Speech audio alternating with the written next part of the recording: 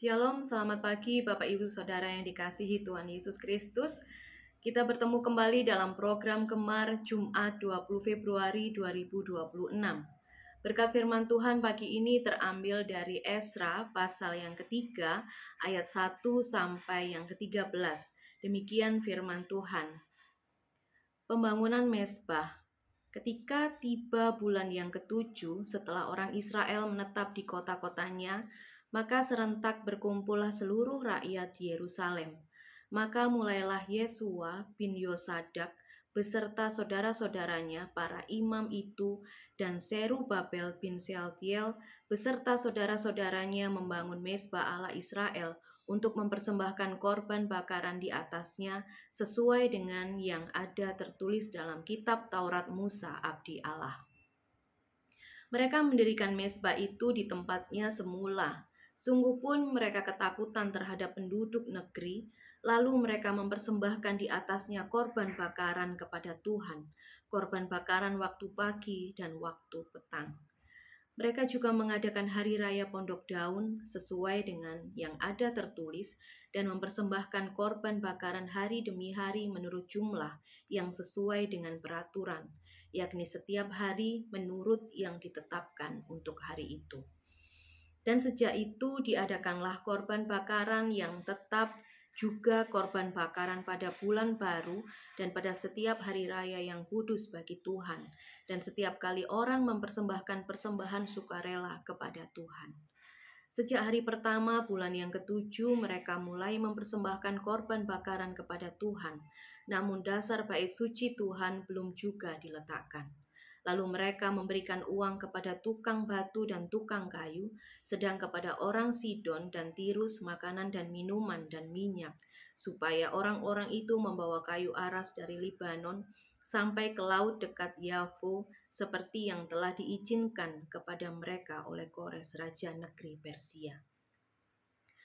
Pada tahun yang kedua, sesudah mereka sampai ke rumah Allah di Yerusalem dalam bulan yang kedua, maka Serubabel bin Sealtiel dan Yesua bin Yosadak beserta saudara-saudara mereka yang lain, yakni para imam dan orang-orang Lewi, dan semua orang yang pulang ke Yerusalem dari tempat tawanan memulai pekerjaan itu.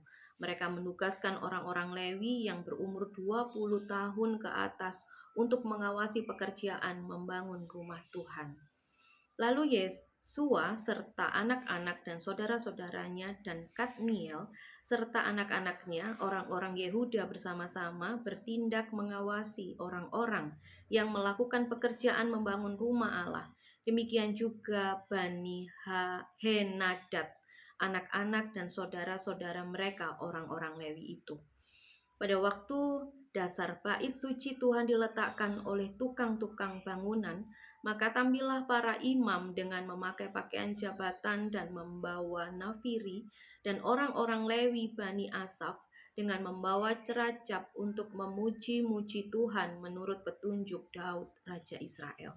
Secara berbalas-balasan mereka menyanyikan bagi Tuhan nyanyian pujian dan syukur, sebab Ia baik, bahwasannya untuk selama-lamanya kasih setianya kepada Israel, dan seluruh umat bersorak-sorai dengan nyaring sambil memuji-muji Tuhan, oleh karena dasar rumah Tuhan telah diletakkan. Tetapi banyak di antara para imam, orang-orang Lewi, dan kepala-kepala kaum keluarga, orang tua-tua yang pernah melihat rumah yang dahulu, menangis dengan suara nyaring ketika perletakan dasar rumah ini dilakukan di depan mata mereka, sedang banyak orang bersorak-sorai dengan suara nyaring karena kegirangan. Orang tidak dapat lagi membedakan mana bunyi sorak-sorai kegirangan dan mana bunyi tangis rakyat, karena rakyat bersorak-sorai dengan suara yang nyaring, sehingga bunyinya kedengaran sampai jauh. Bapak Ibu Saudara yang terkasih, Kitab Esra menceritakan tentang kembalinya bangsa Israel dari pembuangan di Babel ke Yerusalem. Setelah puluhan tahun hidup di negeri asing, akhirnya Tuhan menggerakkan hati Raja Kores untuk mengizinkan mereka pulang dan membangun kembali bait Allah yang telah dihancurkan. Dalam Esra pasal 3, bangsa Israel mulai membangun kembali dan meletakkan dasar bait Allah.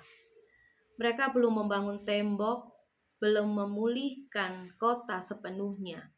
Tetapi yang pertama mereka dirikan adalah mezbah, tempat penyembahan kepada Tuhan.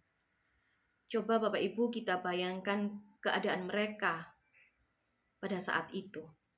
Kota masih berupa reruntuhan, musuh ada di sekeliling mereka. Mungkin sumber daya terbatas, dan mungkin ada trauma masa lalu yang masih membekas. Tetapi di tengah kondisi itu, mereka mengambil satu keputusan penting. Mereka membangun mezbah terlebih dahulu. Poin dari firman Tuhan pagi ini yang pertama dari bacaan kita, Esra 3 ayat 2 sampai yang ketiga, mereka memulai dari mezbah.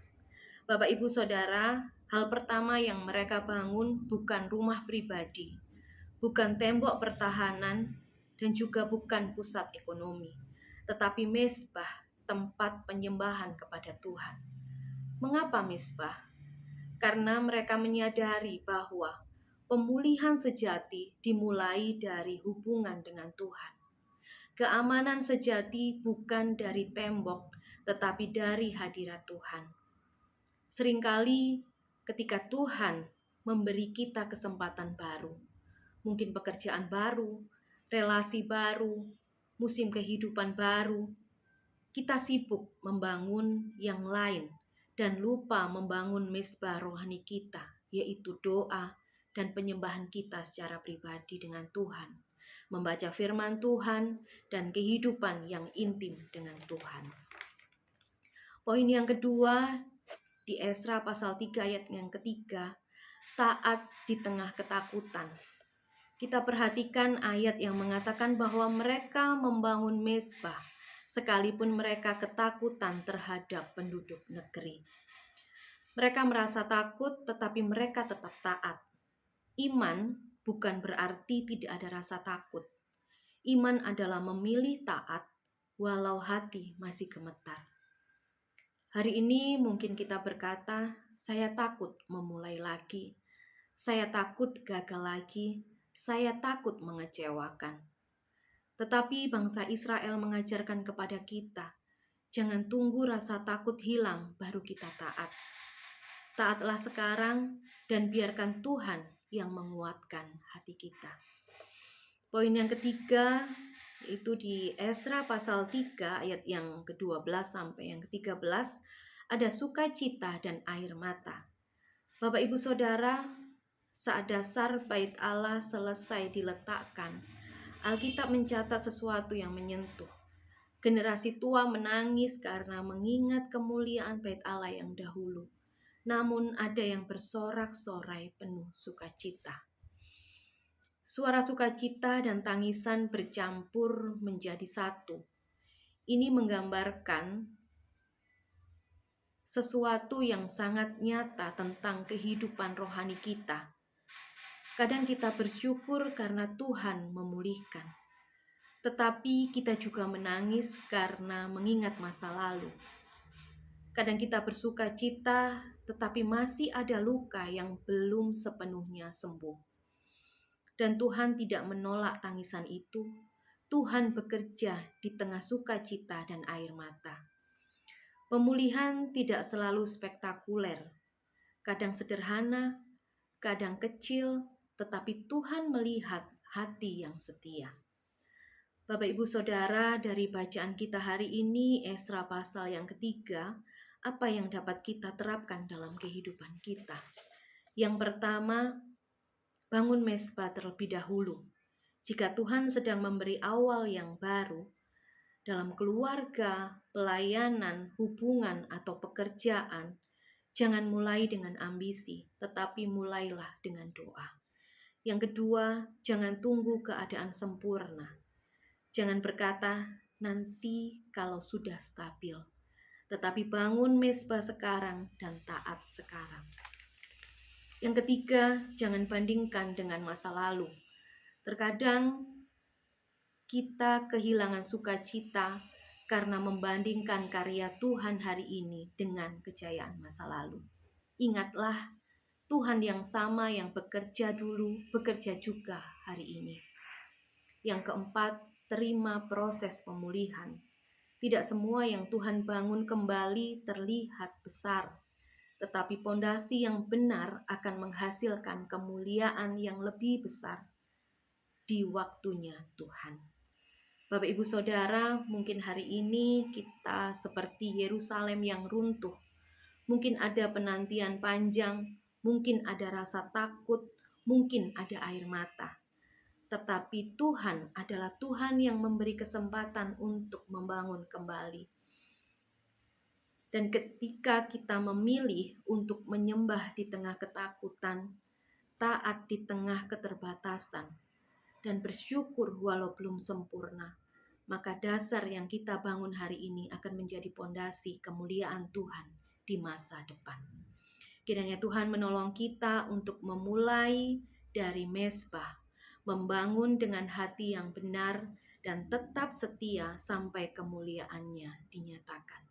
Amin. Mari Bapak Ibu kita satu di dalam doa. Tuhan Yesus yang baik, terima kasih untuk firman-Mu hari ini. Jika hidup kami sedang terasa hancur atau belum sempurna, tolong kami ya Tuhan untuk tetap percaya kepadamu. Ajar kami untuk selalu mengutamakan Engkau dalam setiap hidup kami. Beri kami hati yang taat walau ada rasa takut.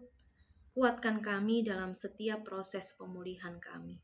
Kami percaya Engkau sedang bekerja dalam hidup kami. Tuhan, kalau pagi ini kami mau menyerahkan aktivitas kami dari pagi hingga malam nanti ke dalam tangan kasih-Mu, kami mohon penyertaan Tuhan yang sempurna atas kehidupan kami. Terima kasih Tuhan, hanya di dalam nama-Mu kami sudah berdoa dan mengucap syukur.